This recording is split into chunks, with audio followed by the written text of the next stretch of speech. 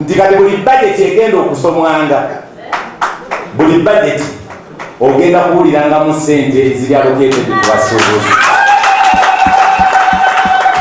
Mbayozaayoza olw'okutuuka ku buwanguzi obwo kinene,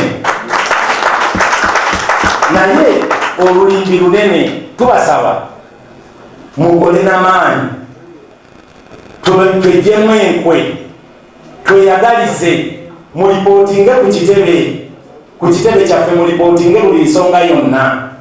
Amagezi g'olina galeete, tutuule tulabe obutabo tuyinza okwongerako, tusaviisinga obusuubuzi bwaffe. Mbadde basaba olw'obulungi bwa futa ekibadde kyeno etandike era tuleme gitematema na kugikuba, tugireke etandike nga bakama baffe lwagiteeseteese.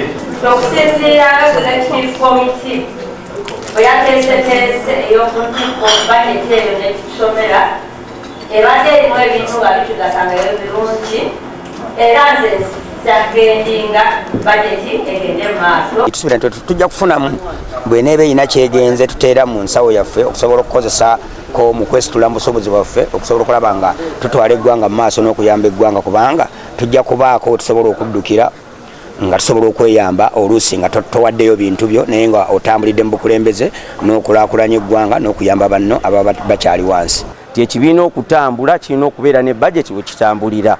Tuvuddeyo nga ffenna tukkiriziganyizza ababadde mu lukiiko lwonna nga budget gye tugenda okutambuliramu ya bilioni 25 n'obutundutundu 6 obugwamu. Omwogezi wa FUTA bw'abadde ayogera atugambye nti waliwo engeri nnyingi ey'okutufunira akatale okutwala ebintu byaffe wabweru oba kye tuyita value addition.